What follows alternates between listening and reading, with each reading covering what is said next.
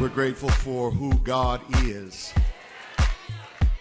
That list of names given, holy and mighty and all of that, that's just the beginning of things. When Jesus was jousting with the Pharisees, Jesus made it clear to them that when you start talking about me, you're talking about something that surpasses Abraham. Because before Abraham was, he said, my name is I am. In other words, when you open up the book to look at all of the good things that a person can possibly be mighty and triumphant and awesome and holy, he says that that's just the beginning of it. He had to close the book. Who I am, America. Who I am, America. I'm DJ D.O.C. Well, of course, that's not my real name. Real name, Carl Kincaid. Grew up in a household of two parents. I had one younger brother and, a younger sister. Coming up, raised in the church. Raised in the church, man, and my story is it's not, it might be different, then it might be similar to some other people. I didn't grow up in poverty. I had two parents that worked, two parents that cared for me, two parents that raised me up in the church. The Bible talks about train up a child in the way they should go. That way, when they're older, they won't depart from it. So coming up, growing up in the church, singing in the choir, at church Monday through Sunday, involved in the youth choir, youth activity, involved in sports. I played basketball, football, ran track. At one point in time, I was a Boy Scout. Whatever activity that you could name or whatever you could think of, I was involved in. Until my parents got a divorce in the 5th grade. And that's when things started to change.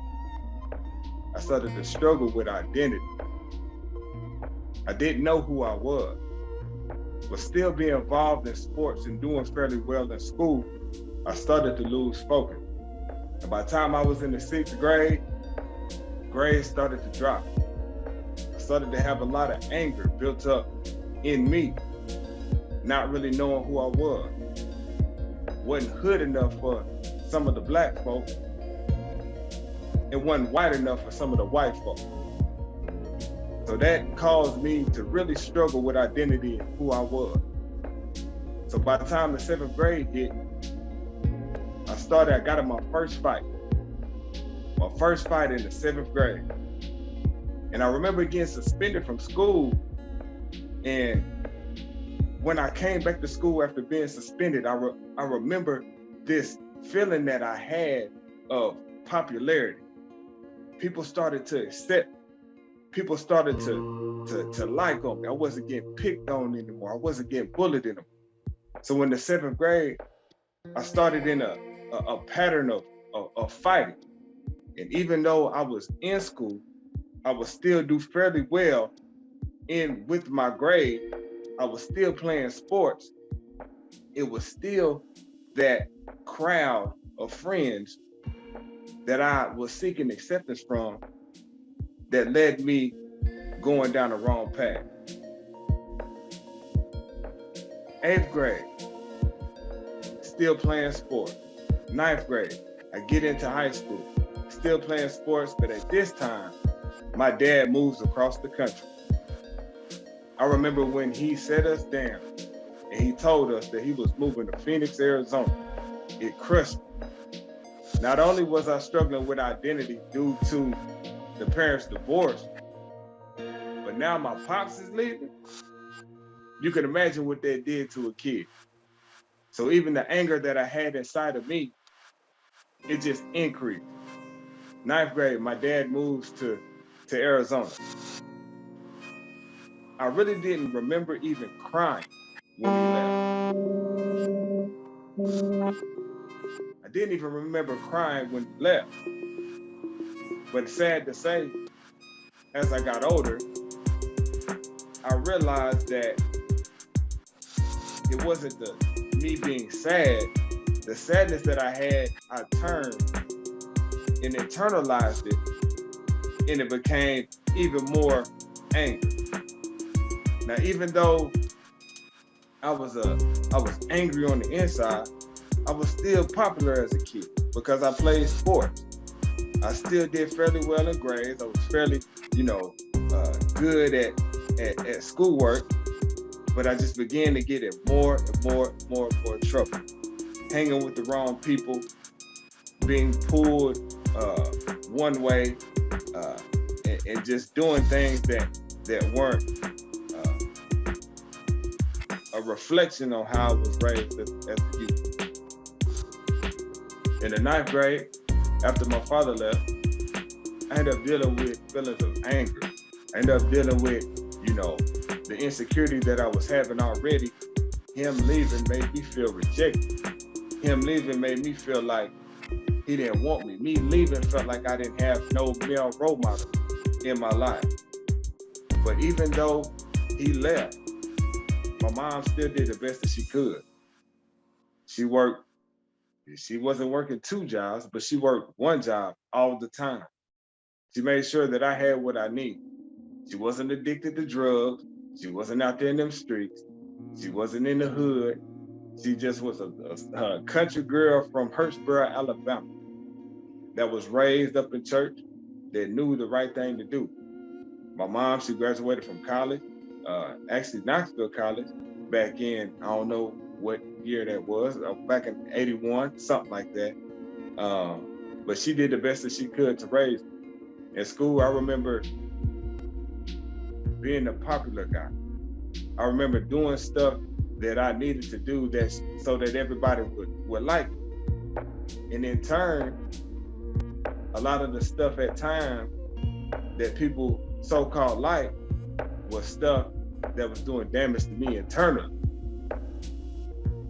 Not really knowing that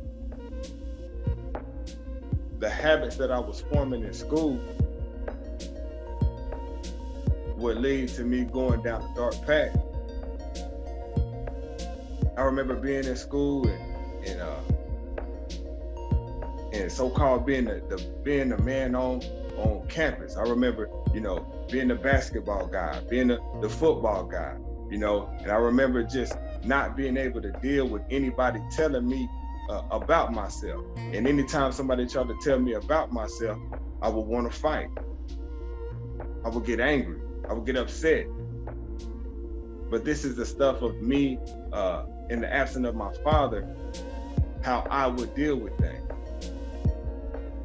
I really didn't talk to anybody about the stuff that I was going through. I just thought that it was, as a man, you were supposed to not cry. I thought as a man that you were supposed to just keep your feelings in, keep your emotions in. So I started gravitate towards people who weren't necessarily doing the right thing. I remember I started smoking weed when I was 15 years old. Started smoking weed, started drinking, started partying, but all in the same time, being in school, it was like I was conflicted. It was like I had friends who were dropped out of school. I had friends that was living the street life. I had friends that was out there shooting people. I had friends that was out there robbing folks. But on the other side, I had friends also that was doing the right thing. I was conflicted. It was like how people say you got the angel on one side and the devil on the other. I was conflicted. I didn't know which one I wanted to be. I didn't know if I wanted to gravitate towards being a thug or if I wanted to gravitate towards being a schoolboy or a church boy. So what they did was I started to try to navigate both worlds. And what happened is it ended up turning me into somebody that I did not like. It ended up turning me into pretty much a chameleon, knowing how to adapt in certain situations. But one thing I can say, through my high school years, my mama always made sure that I had what I needed, that I went to class, and out of all my friends that was at school, I believe I was one of maybe a few to graduate high school. I went through the 9th, 10th, and 11th grade, 12th grade, playing sports. But the thing was, I would do barely enough It's like I wouldn't go all in my schoolwork because I wanted to hang out with the people in the street. And I didn't go all in the streets because I didn't want to be looked at as a failure. So I did barely enough to be able to graduate high school. I did barely enough. I didn't have straight A's, but I did do what I needed to do to graduate high school. But even though I graduated high school, one would think that my path would be straight and narrow from then. But what happened next, just have to wait to see. Okay. Who I am, America? DJ D.O.C. Government name, Carl Kincaid. Out of high school, I get accepted to a HBCU in Alabama, Alabama A&M University. But at the time, when I got accepted, I was excited. But the reality of it is, my work ethic has not changed. The same work ethic that I had in high school, wanting to barely do enough, having a foot in the streets and having a foot in school or in church, I was still walking out. I was still conflicted of what I wanted to do. And my advice to people is, when you do something, you gotta be all in.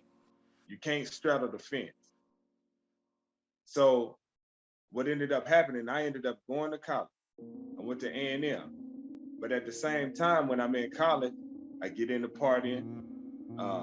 And at this time, you know, I was rolling with my cousins and some friends real tough, and ended up really getting really active in a gang. I ended up joining the Pyrus and being real active in the Pyrus. So here I am again, wanting to be in the streets, but wanting to be a school and a church boy at the same time. But I felt like I had something to prove. I felt like coming up, me not being good enough, or me not being black enough, or me not being white enough, I felt like I had something to prove. So that led to me gravitating more towards the game than my college friends. I ended up wanting to be accepted in the gang so bad that I started doing things that I knew at one point would either get me dead or locked up. I started robbing folks. I started carrying guns and toting guns and shooting at people. I started doing stuff that was totally outside of my character. Stuff that was totally outside the way my mama and my daddy raised me to be. I started going down this slope and just started digging myself deeper and deeper hole into crime and into the gang life. And just like how I had my first fight, the more acceptance that I got, the more stuff that I would do that would lead me down a very dark path. So by the time I'm 20, 21, I'm fully active gang member, a part of the Pyru. And there wasn't nothing that I wouldn't do to represent or to get status within the gang.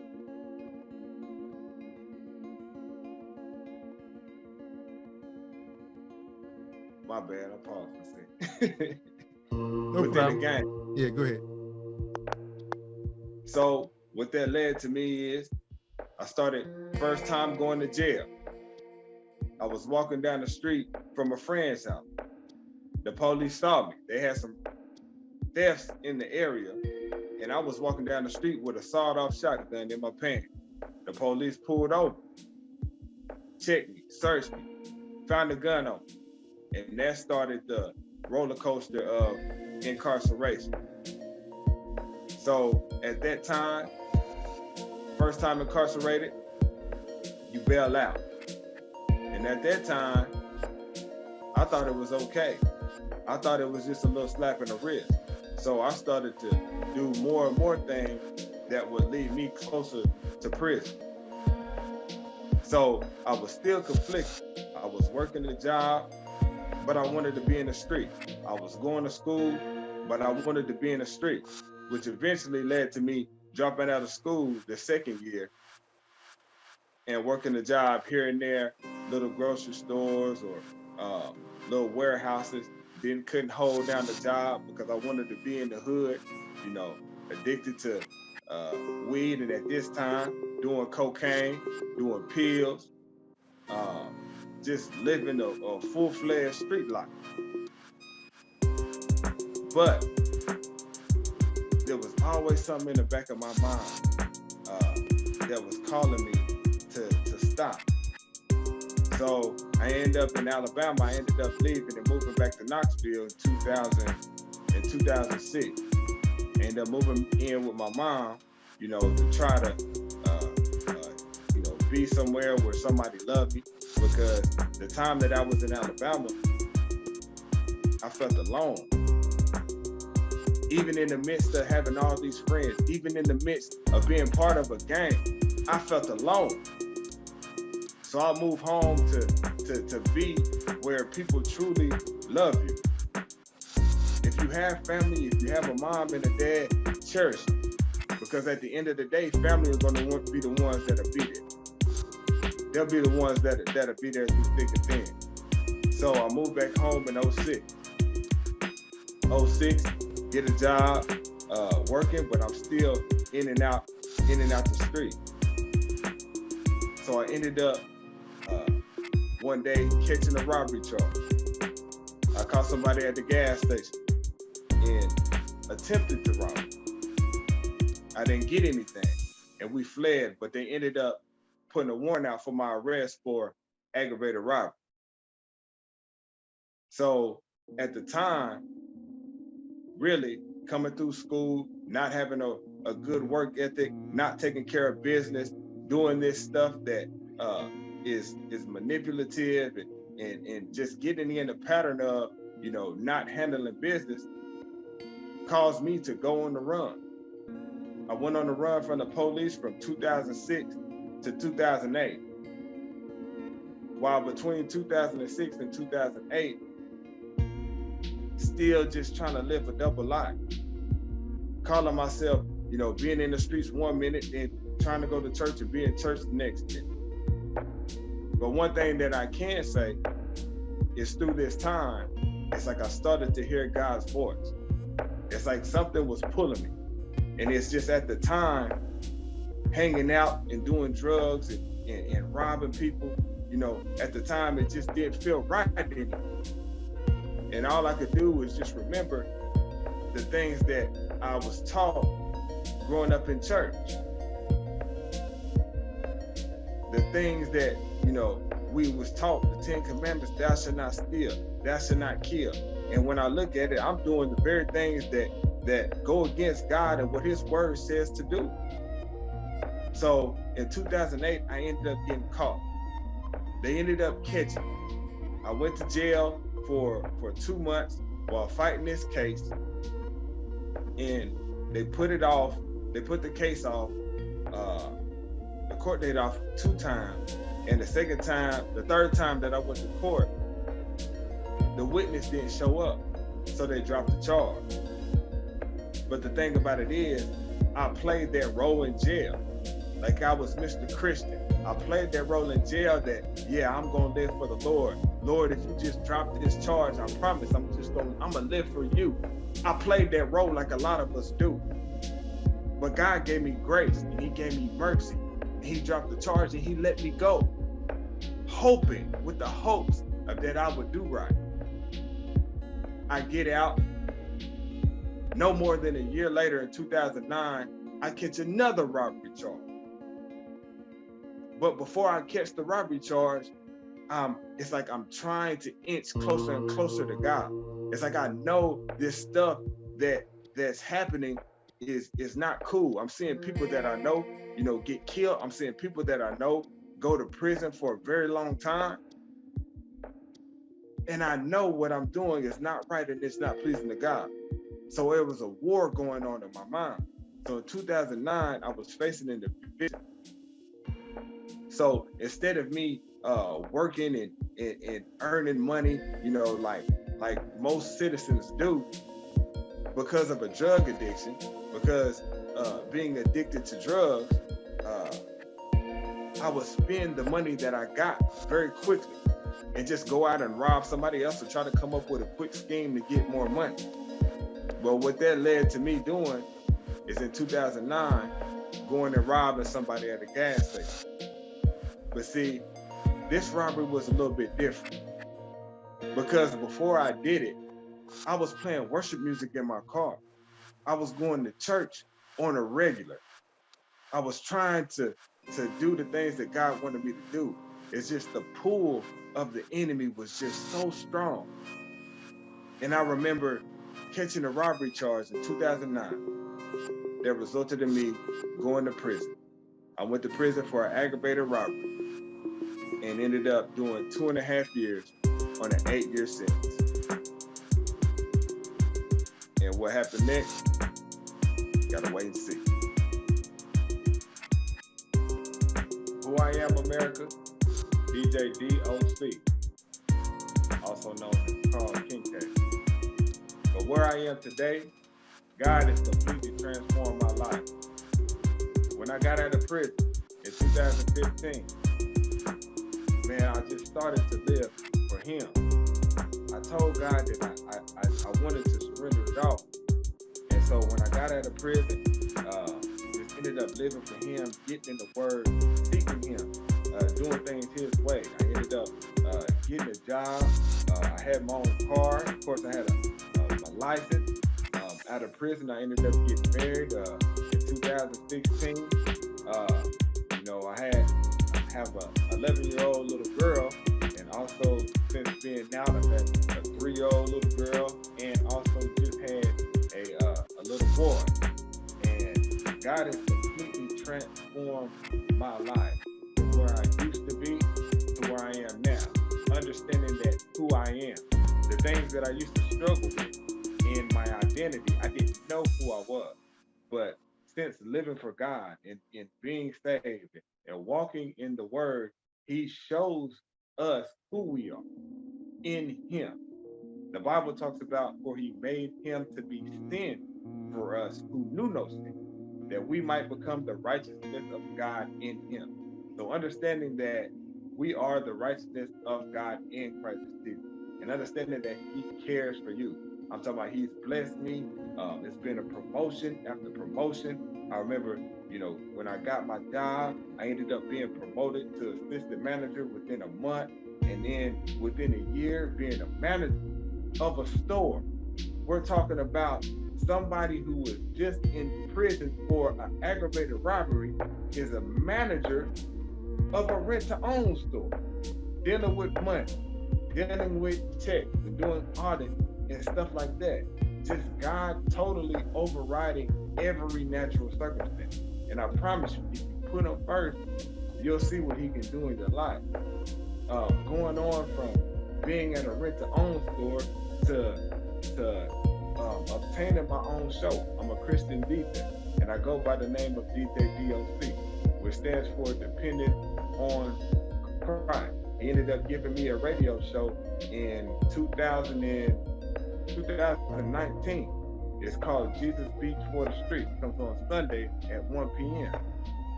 Me and my wife have bought a house. I'm working a job now that is quadruple times in pay of the job that I had when I first got out of prison. I'm over the evangelism team at my church. Me and my wife do ministry together. We feed the homeless. We just do all sorts of outreach, man, and just giving back to the community. It's one thing to talk about, and it's one thing to have the jailhouse religion. But one thing I encourage brothers to do is to, when you get out, to really seek God, to really give Him your all, to really do things and live life like He wants you to live. And I promise you, you'll see what He can do. I'm a living testimony. I went from being an insecure little boy to, through adolescence, to fighting, to being addicted to drugs, to joining a gang, to going to prison, to getting out of prison. And God has totally transformed my life. I can't say it enough. Give your life to Christ, man. I promise you, you'll see what he can do. And it's not even just about what he can do for you, but it's about honoring him and being grateful for the things that he's done for us, for loving us so much that he sent his son to die on the cross for our sins, that we could never repay him. But understanding that he loved us so much that he wanted to be in fellowship, wants us to be in fellowship with him. So just since then, man, it's been a lot going on. Being able to be a family man, DJ, minister, evangelist, husband, just God has just really turned my life around. And I owe all the glory, all the honor, and all the praise goes to him. So I encourage, if there's a young brother out there right now who's going through it, who you feel alone, you feel like there's no hope in sight, you feel like there's no light at the end of the tunnel, I promise you, God cares about you. The Bible says to cast your cares upon him, for he cares for you.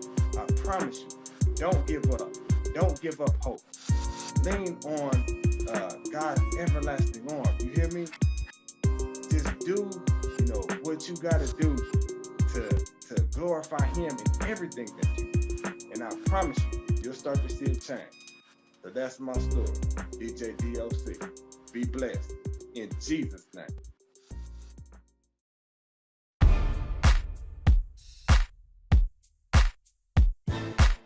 We're grateful for who God is. That list of names given, holy and mighty and all of that, that's just the beginning of things. When Jesus was jousting with the Pharisees, Jesus made it clear to them that when you start talking about me, you're talking about something that surpasses Abraham.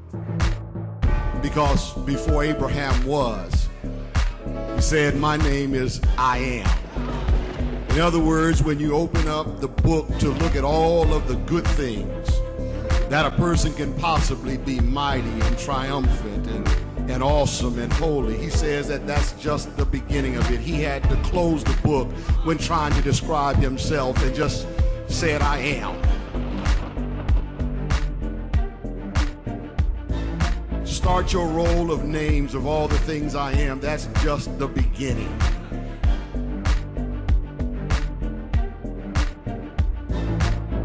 There is no single word that encompasses all that God is. That's why when you are on his side, when you make a commitment to him, you can't possibly lose. Because he just am.